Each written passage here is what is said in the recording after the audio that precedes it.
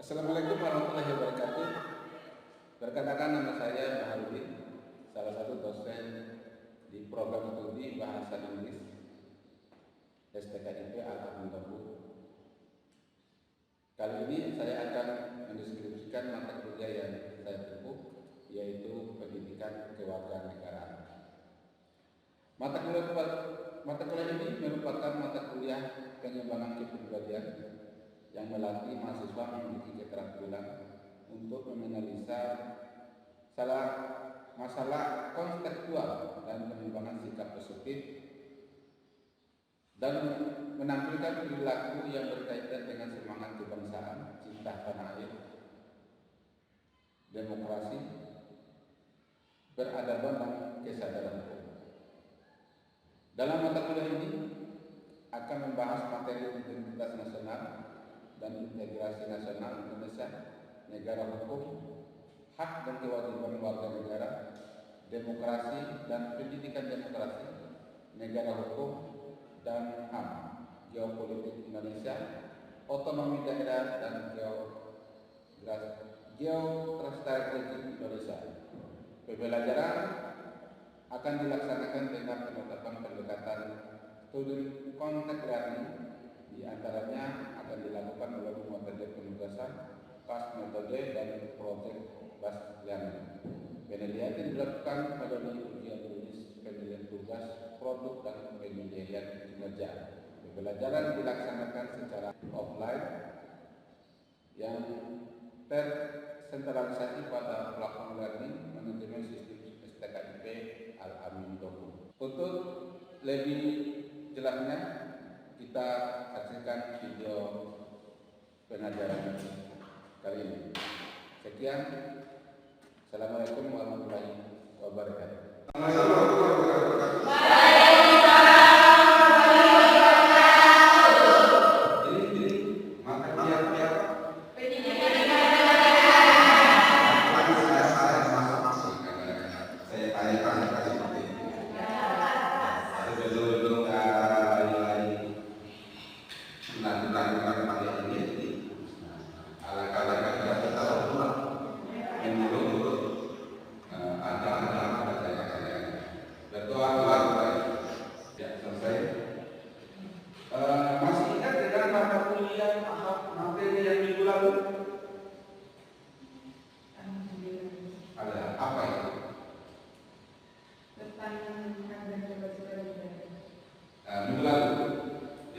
Identitas nasional. Masih ingat tentang identitas nasional? Apa istilahnya unsur negara? Masih ingat unsur negara? Ada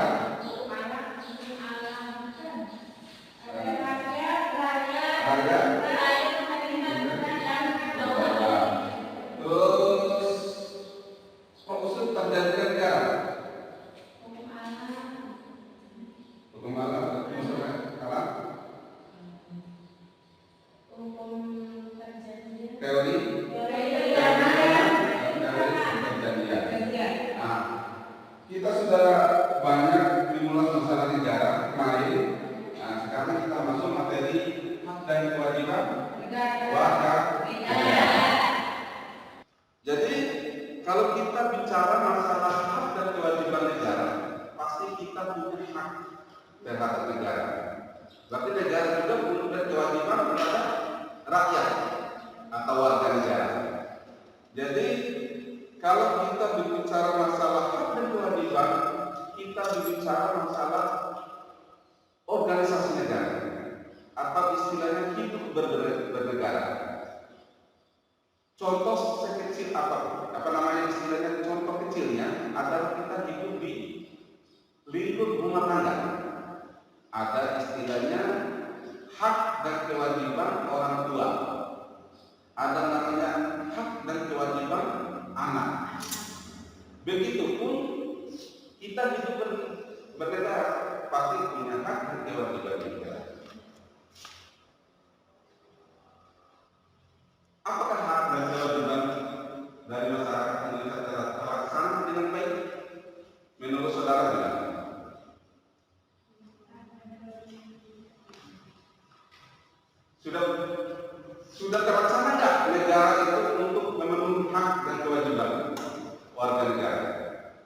Menurut saudara, hak untuk hidup damai, hak untuk mendapatkan pengajaran, hak untuk mendapatkan pendidikan yang layak, kehidupan yang layak. Nah, jadi kalau kita bicara masalah hak, pasti kita tidak terlepas dengan kewajiban kita. Hak negara adalah untuk menarik pajak misalnya. Kewajiban warga negara adalah untuk mentaati peraturan dari negara.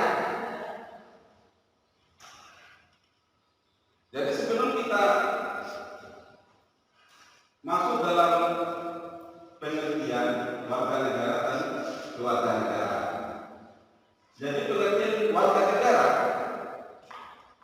menurut Al-Hikam dalam Garis 2004, warga negara sebagai terjemahan dari citizen. Kalau di FB itu apa? Menurut saudara? Citizen, netizen. Kalau di masyarakat ada penduduk, ada warga negara, citizen. Jadi artinya adalah anggota dari suatu komunitas yang membentuk suatu sendiri. Ya kayak kita ini, kita sudah dibentuk oleh komunitas sendiri, warga negara. Jadi terbentuklah suatu negara. Makanya kemarin kita sudah bahas masalah unsur terbentuknya negara adalah rakyat. Adanya rakyat, kalau tidak ada rakyat, kita tidak bisa terbentuk negara. Apa yang diperintahkan? Kalau tidak ada pemerintah, percuma ada rakyat, tidak ada pemerintah. Nanti kita sering adu domba, pertikaian dan sebagainya. Itu pengertian warga negara. Sekarang pengertian kewarganegaraan. Berarti beda.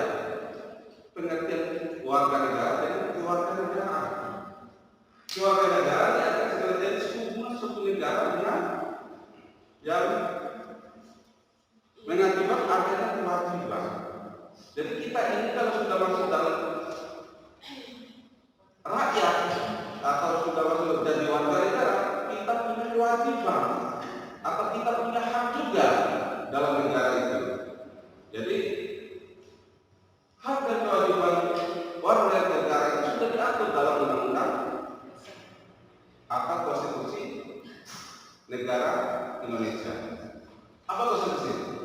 Undang-Undang Dasar 1945. Itu konstitusi Indonesia. Jadi kalau kita bicara masalah keluarga negara, ada istilahnya asas dua asas. Yang pertama asas isolis, yang kedua asas sanguinis. Apa itu asas isolis? Yang menyatakan bahwa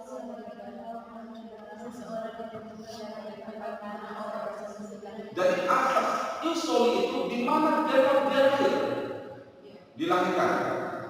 Jadi setiap warga negara yang lahir di mana, di misalnya di Indonesia, dia lahir itu warga negara Indonesia. Itu misalnya orang tua yang lahir di Indonesia, itu warga negara Indonesia, misalnya. Sedangkan asas insanulis adalah asas yang menyatakan bahwa warga negara adalah seorang yang ditentukan berdasarkan keturunannya. Jadi asas insanulis ini adalah asas sesuai dengan keturunan. Dimanapun dia lahir, asalkan dia itu keturunan warga negara itu, dia diakui oleh negara itu adalah warganya. Contoh, sebelum ada perjanjian bilateral antara Indonesia dengan Tiongkok, di mana warga negara itu saling merebut warga negara sebelum ada perjanjian itu. Sedangkan Tiongkok mengklaim bahwa setiap keturunan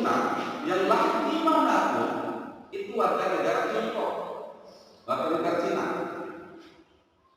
Sedangkan Indonesia, dimanapun dia lahir, siapapun yang lahir di Indonesia itu termasuk warga negara Indonesia. Jadi berbenturan antara Tiongkok dengan Indonesia dulu, berbenturan. Sedangkan Cina itu mengklaim atau Tiongkok mengklaim bahwa keturunan yang ada di Indonesia itu adalah warga negara Cina atau Tiongkok. Begitupun di Indonesia, dimanapun yang bentuk keturunannya, dimana siapapun yang lahir di Indonesia itu keturunan Indonesia. Akhirnya dibentuklah perjanjian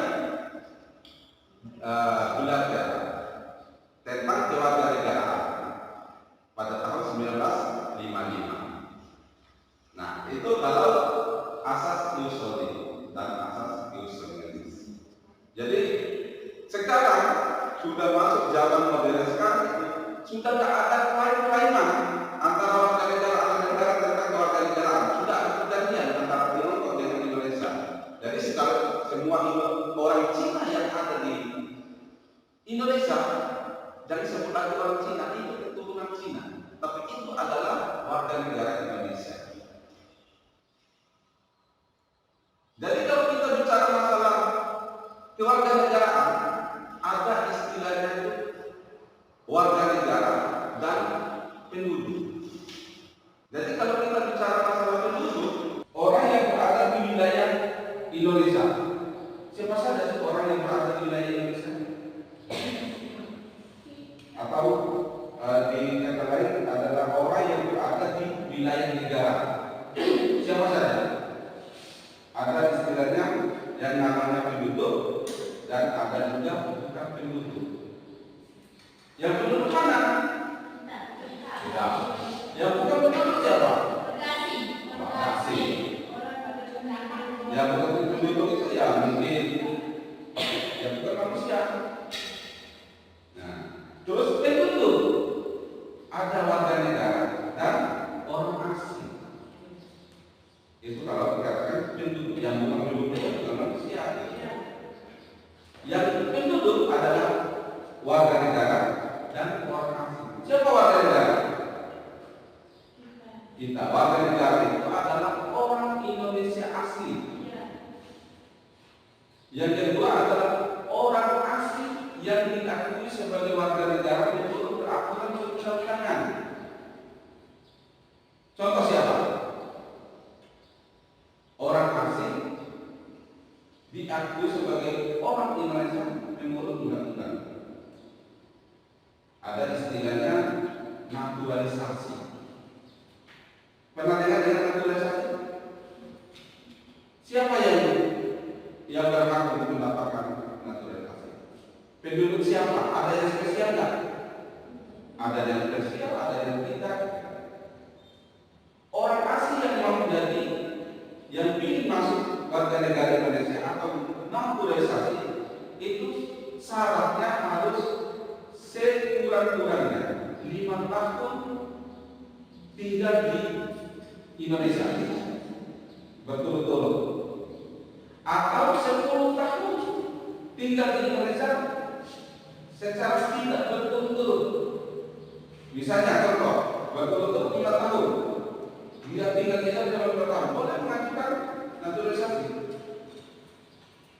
Terus ada juga 10 tahun tidak berturut-turut. Misalnya tahun ini dia tinggal di Indonesia 2 tahun, dia pindah lagi keluar lagi Indonesia 1 tahun, balik lagi 2 tahun, 3 tahun sampai 10 tahun, boleh.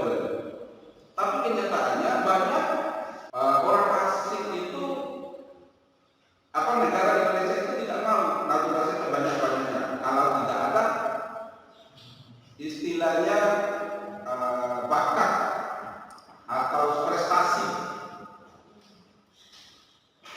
Untuk apa? Untuk naturalisasi banyak-banyak, negara Indonesia aja banyak.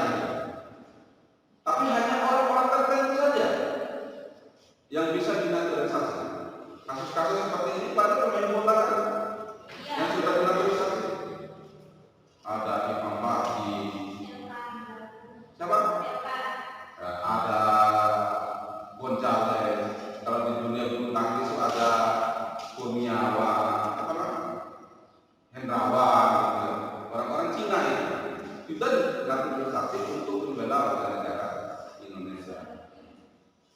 Nah itu kalau kita bicara masalah warga negara.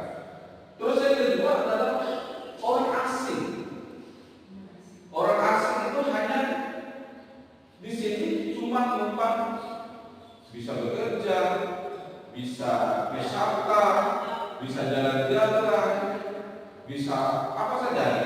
Itu orang asing, tapi dia tidak masuk dalam warga negara. Dia nanti masuk warga negara kita. Ya, kayak bulan itu kan banyak bulan itu hanya bisa bukan, tapi bukan orang warga negara Indonesia. Jadi kalau kita bicara masalah, tadi kita bicara masalah hak warga negara, kita bicara masalah konsep dasar hak dan kewajiban. Apa pengertian hak? Hak adalah sesuatu yang telah menjadi milik kita dan penggunaannya tergantung kepada kita sendiri. Contoh, apa itu hak menurut saudara? Yang saya kembalikan pada diri kita itu hak. Apa contohnya? Hak apa saja? Belajar sekolah, pendidikan. Terus hak untuk mengeluarkan pendapat. Nah, apa lagi? Hak untuk memilih dan dipilih. Itu dalam pemilu itu hak untuk memilih dan dipilih. Hak apa lagi? Hak kebebasan beragama. Kita terserah mau masuk agama. Kita dipilih ada 5 agama. Kita terserah mau masuk apa. Tergantung dari keyakinan kita masing-masing. Apalagi hak kita. Banyak hak kita untuk mendapatkan pekerjaan yang layak, kehidupan yang layak, pendidikan yang layak. Kita memilih pendidikan yang layak. Nah, itu hak kita. Kebebasan berpendapat. Jadi kita tidak dibatasi. Itu hak asasi manusia, hak hidup dan sebagainya. Ada juga yang dikatakan menurut Profesor apa? Hak adalah kuasa untuk menerima atau melakukan sesuatu yang semestinya diterima atau dilakukan melalui oleh pihak tertentu dan tidak dapat oleh pihak lain. Jadi tidak bisa kita intervensi hak orang lain. Apabila itu akan melanggar hak orang lain, akan dikenakan sanksi. Ada aturannya kita melanggar. Misalnya kita merampas hak hidup orang lain. Kalau bahasa di hukum pidana itu namanya pembunuhan. Kalau orang pembunuh itu pasti mendapatkan hukuman. Pencuri mendapat mengambil barang orang lain, mengambil hak orang lain. Banyak gitu. Jadi apabila kita itu mengambil hak orang lain akan dikenakan sanksi. Siapa yang sanksi memberikan sanksi? Itu negara bersama tangan ikut andil untuk mengamankan hak warga negaranya supaya tidak diambil oleh orang lain. Sekarang konsep dasar kewajiban. Apa kewajiban? Kewajiban adalah sesuatu yang harus dilakukan dengan penuh rasa tanggung jawab. Rasa tanggung jawab.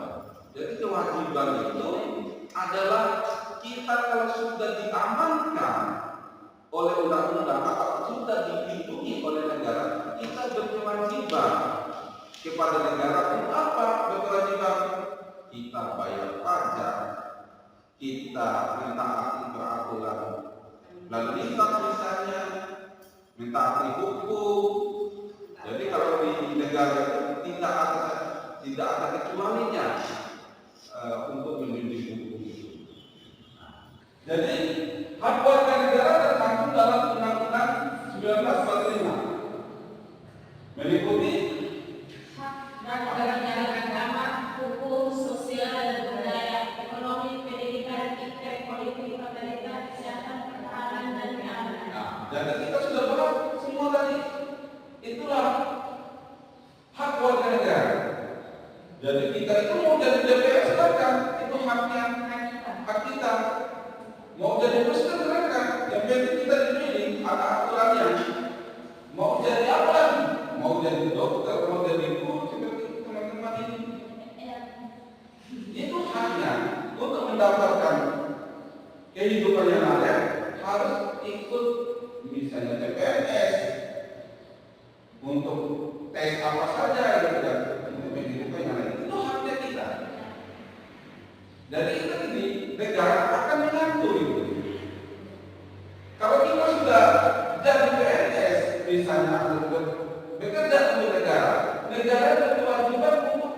upah atau memberi gaji. Dia sama seperti kita ini. Saya sebagai pekerja berhak untuk mendapatkan upah. Teman-teman ini berhak untuk mendapatkan pendidikan atau pengajaran. Nah itu. Terus masalah keamanan, kita itu dilindungi oleh negara itu untuk hidup aman, tentram, tidak ada gangguan dari pihak manapun. Nah, itulah fungsi negara untuk melindungi warga negaranya. Jadi hak dan kewajiban ini sudah diatur dalam Undang-Undang 1945 dalam pasal 27. Segala warga negara bersamaan dijunjung di dalam hukum dan pemerintahan dan wajib menjunjung hukum dan pemerintahan itu dengan tidak ada kecualinya. Tidak ada kecualinya kalau di dalam menjunjung hukum itu. Baik tinggi bawah pejabat bawah rakyat kecil, kalau dia berbuat salah akan dihukum. Tidak ada kecualinya. Tapi prakteknya banyak masyarakat yang ditindas.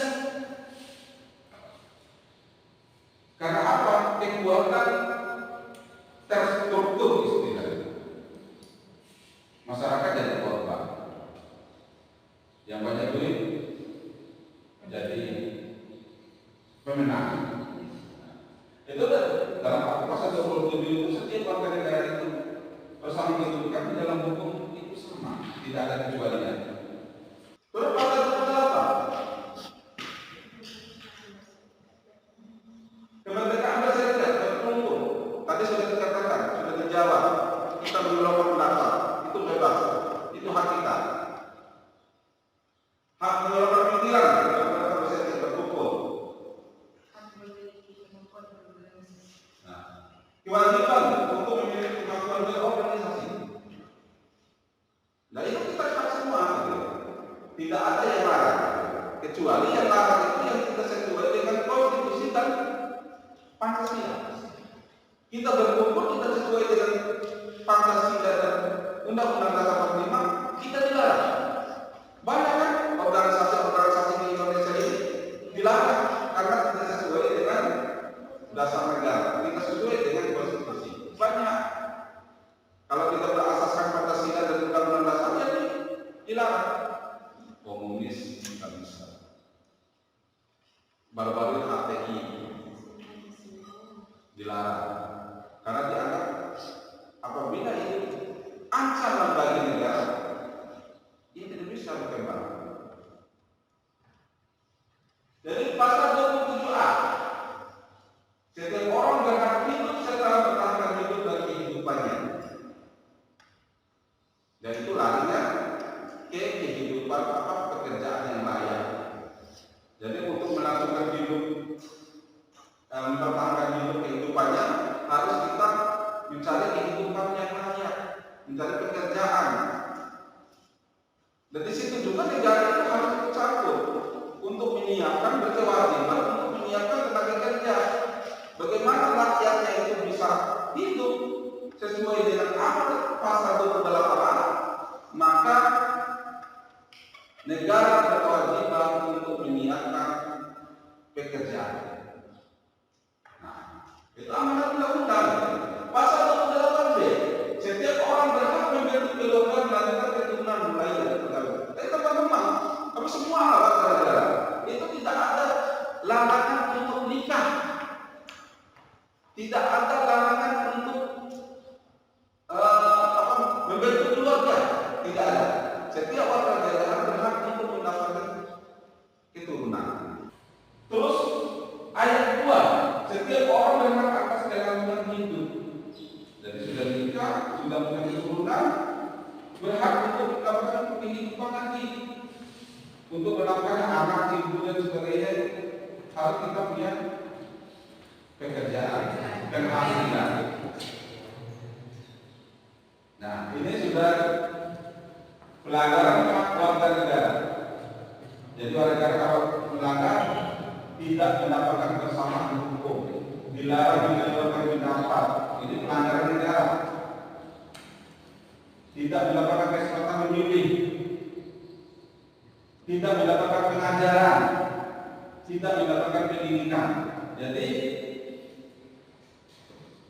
pelanggaran warga negara itu ada beberapa poin. Jadi misalnya kita dilarang untuk memilih, nah itu sudah pelanggaran. Kita tidak mendapatkan pengajaran, tidak mendapatkan pendidikan. Jadi ini peningkatan kewajiban. Dan kewajiban itu contohnya ini adalah peningkatan warga negara terhadap kewajiban tertentu. Misalnya tidak membayar pajak, melawan hukum, melanggar pajak, ambil hak orang lain, mencuri dan sebagainya, itu melanggar hukum. Tidak taati peraturan lalu lintas, tidak menjaga ketertiban, pelanggaran aturan yang berlaku, misalnya pelanggaran lalu lintas tadi. Tidak itu mempertahankan NKRI. Jadi apabila ada waktu yang mendesak, negara membutuhkan tenaga kita, ini wajib untuk mempertahankan. Kita wajib, istilahnya adalah ikut mempertahankan negara. Jadi ini sekilas ini ada kewajiban warga negara Indonesia, wajib menaati hukum dan pemerintahan. Itu lihat gambarnya tentang kita teratur untuk berlalu lintas. Dan kedua, wajib itu serta dalam upaya bela negara membutuhkan untuk dibelah, kita belah. Itu wajib kita. Wajib memberikan hak asasi manusia.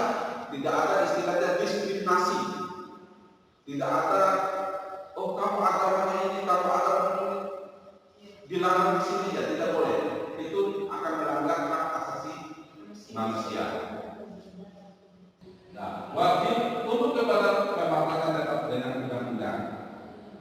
Wajib itu serta dalam usaha mempertahankan keamanan negara. Kita juga kalau kita semua mempertahankan negara pasti akan aman. Nah, dengan adanya hak dan kewajiban dalam kehidupan bernegara, maka akan terbentuk suatu keharmonisan, perdamaian, tentram dan sebagainya. Cuma itu kita, kalau kita itu saling melakukan hak dan kewajiban, tidak ikut campur dengan urusan lain, aman sudah negara ini. Nah, mungkin hari ini kita akhiri dengan mungkin besok lusa kita ketemu lagi di lain waktu. Mungkin ini sudah agak siang.